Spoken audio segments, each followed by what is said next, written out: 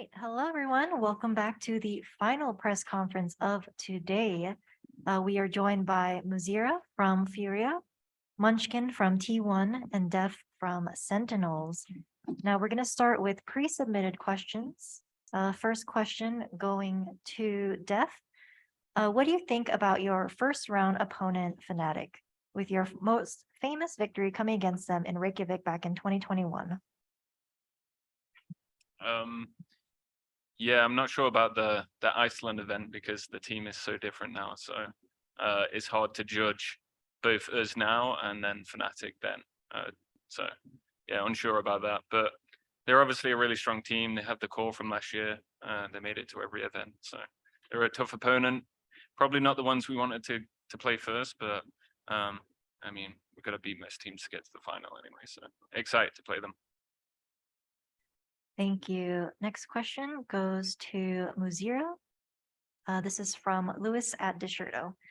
This will be your first international tournament since VALORANT Champions 2021, where your then team, Keyed Stars, couldn't win a match. Are you looking forward to the opportunity to prove yourself internationally? Essa pergunta para você, mwzera, esse vai ser seu primeiro campeonato internacional desde 2021, quando você estava defendendo outro time, e vocês não tiveram a oportunidade de ter uma vitória. Você acha que está trazendo diferente, vai conseguir ganhar esse? Quais são as suas expectativas?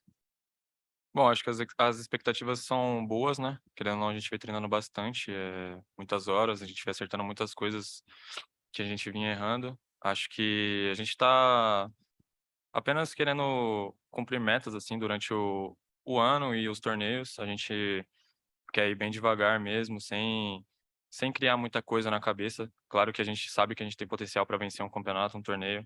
E é basicamente isso. A gente está bem tranquilo, sem pressão também. E é isso. I believe that despite knowing that we have the potential to win a championship and everything, we are in a very chill, let's say, mindset. We came here with our goals. We are going forward to reach our goals towards the year in a step-by-step kind of mindset. And we've been practicing a lot. We've been evolving a lot, able to fix a lot of missing points here and there. And that's basically it. We are focusing on the long run. Thank you. We'll now turn over the questions to remote media. If you have a question for any of our players, please use the Zoom hand raise feature and we'll call on you. First question comes from Fomos. Thank you. 저는 먼치킨 선수한테 질문 드리겠습니다. 안녕하세요. 안녕하세요. 네.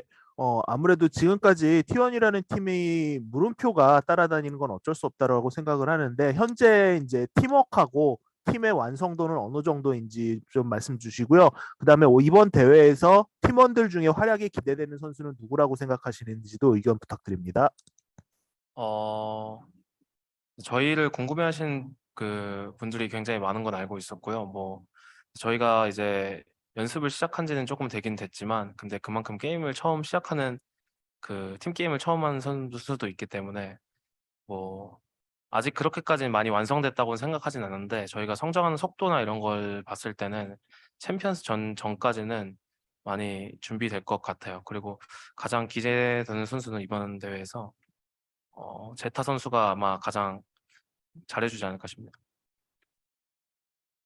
Well, the question was for Munchkin, and the question was, well, T1 with this new roster, they still need to prove themselves. So how's the teamwork and how complete do you think the team is? And is there a player that we should keep an eye out for? And Munchkin's answer was, well, we do have some players that still lack experience in terms of international VALORANT scene. But when you look at the rate of our growth, it feels like our team and our teamwork will be pretty complete, and that would be near the level that we want to reach by champions, and the player to watch out for will be Zeta. Thank you. Next question comes from Brandon Esports GG. Thank you. I'll ask this to dephh. I spoke with Psycho in the first press conference, and he was very proud of how far you've come as an IGL, and he believes that you're one of the best in the world. So I just kind of want to ask you a similar question. What kind of fine tuning have you done in that role to kind of see evolution from XSET to now on Sentinels? Yeah, I think I did most of my growth on XSET. But I think the addition of Sassy and Pancada, I feel like I'm learning a lot from them. It seems like the Brazilian guys had a different way of playing and seeing the game. So it's just adding that level of a championship winning team and structure, and then adding it to the stuff I already learned on XSET. So yeah, I feel like just the addition of them guys and learning the in and outs of how they like playing, I think we're going to be really strong. Thank you. Next question from Alan. Yeah, this is also a question for dephh. And so you apparently you are IGL now, and you were IGL in XSET, but the people are different, the crews are different, and you have teammates like Tens, who is a superstar during all Sentinels eras. So what is the major difference to embrace all these, the member changes? Yeah, I think the main difference for me between XSET and Sentinels now is the skill difference. Everyone on the team now can take over a round and win a round for us. So it's not being so micro and controlling every round and letting the players decide what they think is good sometimes. So I can take a step back because I feel like everyone on the team skill ceiling is so high. Thank you. Thank you. Next question from Gabriel at Globo. Hi, I will do my question in Portuguese, okay? Okay. É para o mwzera. Esse é um campeonato inicial da temporada. Eu queria saber o que a FURIA almeja nesse lock-in, e considerando que uma derrota resulta em eliminação, como melhor aproveitar a experiência desse torneio? Acho que a experiência boa que a gente está tirando desse torneio, principalmente, é treinar já contra outros times, outras regiões. Claro que a gente quer mandar bem no campeonato. Se a gente perder ou ganhar, eu acho que não vai mudar nada pro nosso longo do ano, porque, como você disse, é uma MD3 eliminatória. Não tem como mostrar muita coisa de nós, não tem como mostrar muita coisa do torneio caso a gente venha perder.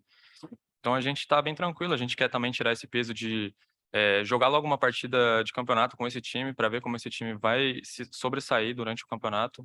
E eu acho que a gente está pensando mais nisso, sabe? Thank you. Next question from Solgi at VLR/PlixGG. This question is for Munchkin. I just wanted to ask, what has it been like for Carvey to adapt from his time in Valorant ever since he switched over from Overwatch? 카르페 선수의 그 먼치킨 선수에게 가는 질문인데요. 이제 카르페 선수가 오버워치에서부터 넘어왔잖아요. 좀 적응은 어떻게 하고 있는지 궁금하다고 합니다. 카르페 선수한테 가장 신기했던 거는 이제 오버워치 하다가 발로란트 넘어온 지 한 3개월 정도밖에 되지 않았는데 뭐 매주마다 계속 성장하는 배워가는 게 계속 느껴지기 때문에 진짜 가면 갈수록 어느 퍼포먼스까지 보여줄 수 있는 포텐셜 있는 선수라는 걸 좀 증명해주는 선수인 것 같아요. Well, it's only been 3 months since he switched over to Valorant, but when you see how he's developing and maturing as a player, I think he has high potential, and it's just amazing to see how quick he's been adapting to the game. Thank you. Next question from Sean Garris. Hey, my question goes to dephh. Rory, you mentioned previously that this team has a lot more skill than the XSET lineup, and I think everyone agrees, like, this lineup is ridiculously stacked. And you also alluded to the fact that, the Brazilians brought in like a new style, and that XSET was very stratted up. And I agree. I think XSET was one of the most stratted teams in the region. Will you retain that stratted up style, or will we see something similar like what we saw with Loud? Loud in the alpha bracket was very loose, and they played on the fly a lot of the times, and they made great reads. Is that something that the two Brazilians have brought to Sentinels?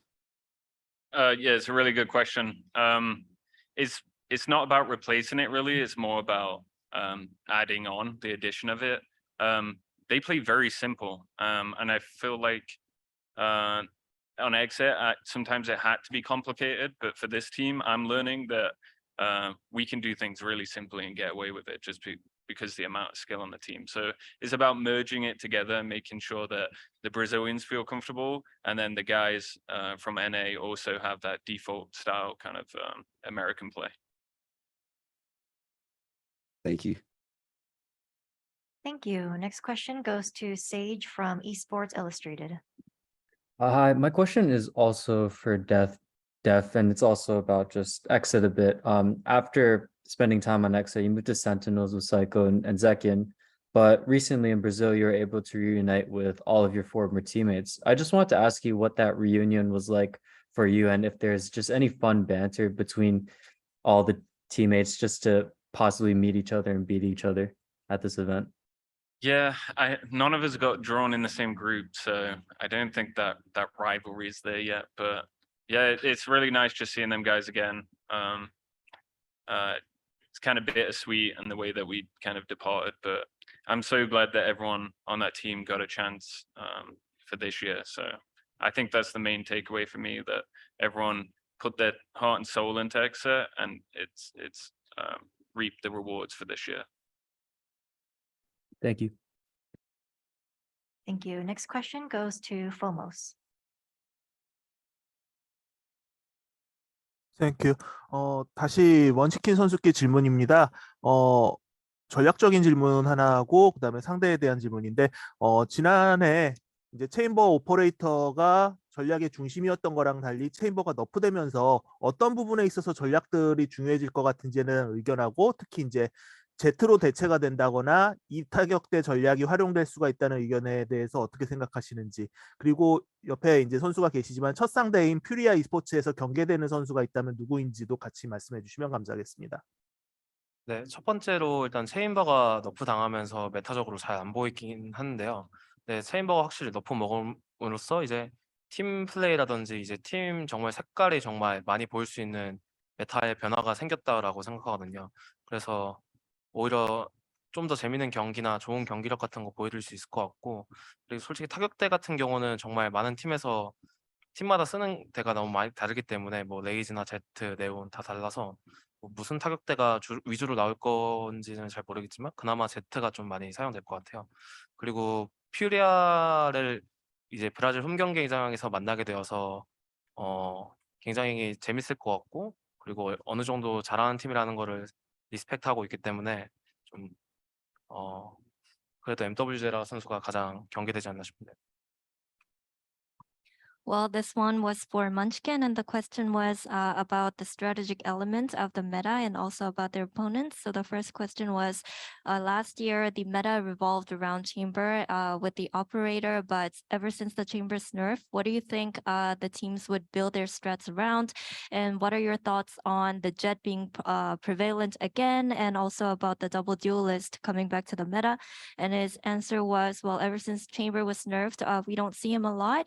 But I think this is a this would be a great chance for all the teams to really rely on crafting once again and develop their own play styles too. So we are going to see a lot of different styles coming into Brazil. And also in terms of the double duelist meta, I mean, the teams can run Jet and Raze depending on which strats that they are running. So it really depends on what they want to do with the game. But I do think we're going to see Jet a lot. And to answer your second question about FURIA, I think it's going to be fun because they are a home team in Brazilian soil. And I know they are a strong team. So it's definitely going to be challenging and fun at the same time. And I think mwzera would be a player that would give us the most challenge in that series.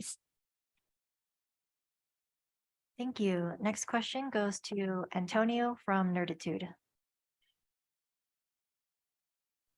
Hi, my question is for dephh. Sentinels were on the top, won Masters, and now with a new team, do you think they can become the top one again? Yeah, I mean, our goal, I guess our long-term goal is not this tournament. Obviously, we want to be at the Masters and go to champs and win the split. So that's the most important thing for us. It's hard to tell. The Americas League is so stacked. There's a bunch of good teams, especially the South American teams, really hard to play against. So yeah, it's kind of up in the air. We're very confident in the way we're practicing right now. And I know in a couple of months we're going to be insane, but I just think the level of play in Valorant right now is really high. Everyone plays a different style. Nothing looks the same, and you have to be really adaptive. So I'm really looking forward to seeing next year and how it pans out. We're pretty confident that we're going to be a top contending team, but yeah, there's some great teams out there right now. Thank you so much. Thank you. Next question from Prensa Esports Juan. Yeah, thank you. My question is also for dephh. So even though you're on another team, how does having the same coach help you grow as an IGL, even though it is a team with some new players? Yeah, we added a strategic coach too, which is Kaplan. So our support staff is Kaplan, Drew Spark, who's our analyst, and then obviously Don Psycho being our head coach. So we've had to get used to having a lot of support staff, which has been different for us. But it's finding that balance between how much input does each person get and how do we work with it and stuff like that. But I think Don is just a great people person. So he's always good at managing teams regardless of who he worked with. But yeah, we've gone heavy handed on strategy. And then Don is kind of taking the role of being that emotional leader that I think every team needs. Thank you. Thank you. Next question from Solgi at VLR Blix GG.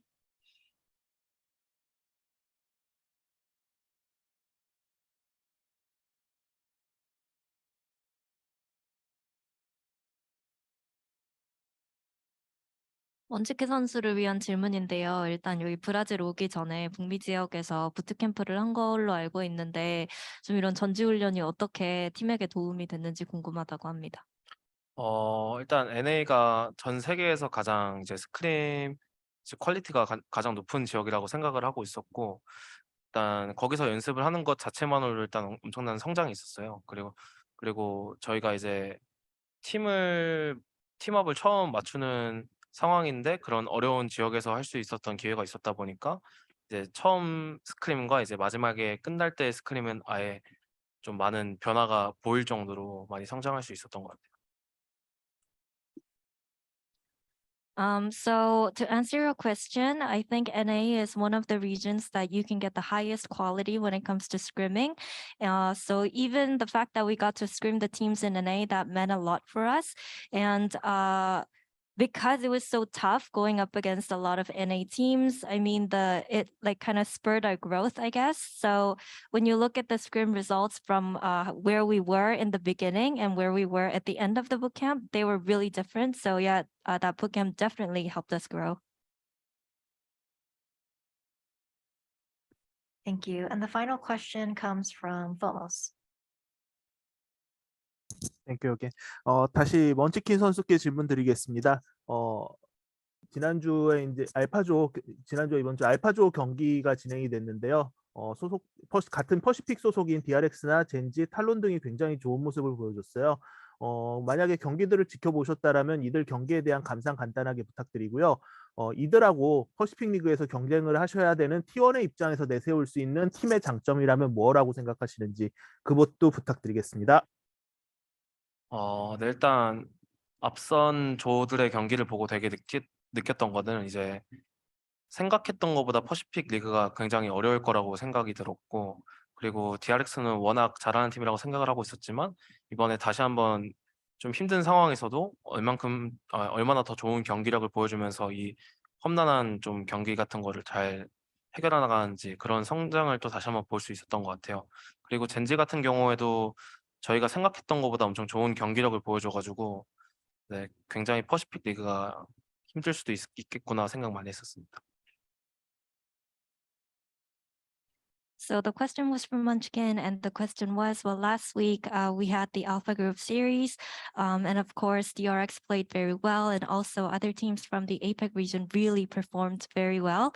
So what are your thoughts on their games? And you also would need to face those Apec teams when you go back to Korea and VCT as well. So what do you think your team offers as a solid competitor and a contender in that league? And Munchkin's answer was, well, well. From seeing how they performed in Alpha Group, I think VCT Apec is going to be tougher than I expected. I knew how DRX were a strong team, but seeing them kind of pull through and push through the most difficult scenarios, you are able to see how solid they are and how strong they are. And I think Genji delivered as well. And I think they did better than I expected them to. So I definitely think VCT is going to be a tougher challenge for me. Thank you very Sorry. much. sorry. 그 질문 중에 아까 두 번째 질문이 아직 답변을 안 해주셨는데 T1이 이제 경쟁 입장에서 내세울 수 있는 장점이 무엇인지에 대한 답변 좀 추가로 부탁드릴게요. 일단 저희가 NA 지역에서 굉장히 좋은 걸 얻었다고 생각하는 게 이제 팀 운영이라든지 그리고 그 게임 안에서 생기는 문제점들을 어떻게 해결해야 되는지 그런 것들을 좀 NA에서 많이 배울 수 있었거든요. 전 그런 장점들이 퍼시픽 리그에서 굉장히 크게 작용할 거라 생각하고 그리고 네, 그런 것들이 좀 크게 작용할 것 같아요. Well, the second question was, what do you think T1 offers, and what do you think T1's strengths are compared to other VCT Apec teams? And Munchkin's answer was, well, during our boot camp in NA region, we learned a lot about micro and macro of the game, and we were able to learn a lot about also how to adapt and fix our problems in game and mid game. So I think that's going to help us out a lot in the future. Thank you very much. And this concludes the Omega Stage pre-event press conference. The Omega Stage will kick off tomorrow, 2 p.m. Brazilian time, with the first match between Team Liquid and Team Secret. Thank you everyone for joining us.